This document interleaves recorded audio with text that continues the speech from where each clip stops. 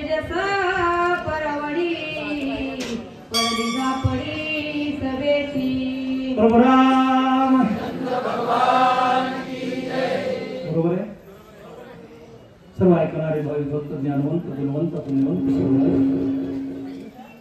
थोडं नको नाही। सर्वांच्या चरणी साष्टांग दंडवत घडून वेळाकडे शब्दामध्ये कथा सांगण्याचा प्रयत्न करू।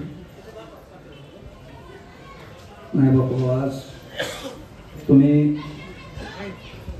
सर्वांनी जे मला प्रेम दिलं, काय देव त्याशी भावे उत्तराई ठेविता हा पायी जीव थोडा जन्मा आल्याचे सार्थक विठ्ठलची एक देखलिया। सर्व माझ्या माय बहिणी, सर्व माझे वडीलधारी मंडळी, माझ्या वडिलासारखे चुलत्यासारखे भावासारखे, आणि या बहिणीच्या कर्जातून मुक्त होण्यासाठी यासाठी केला होता अट्टहास।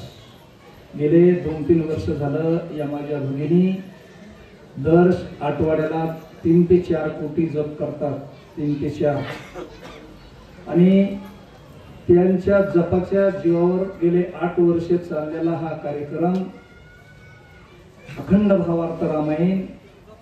आणि या बहिणीच्या उपकारातून मी कसा उत्तीर्ण हो, तरी बहिणीला काय असतंय, साडी आणि चोळे।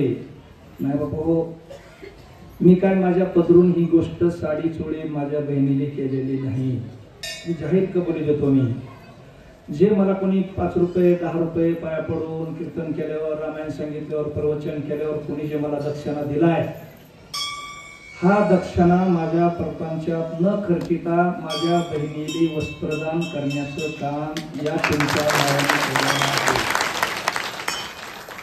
मी मागे एकदा वनवासी मंडळाला 72 ड्रेस घेतले होते।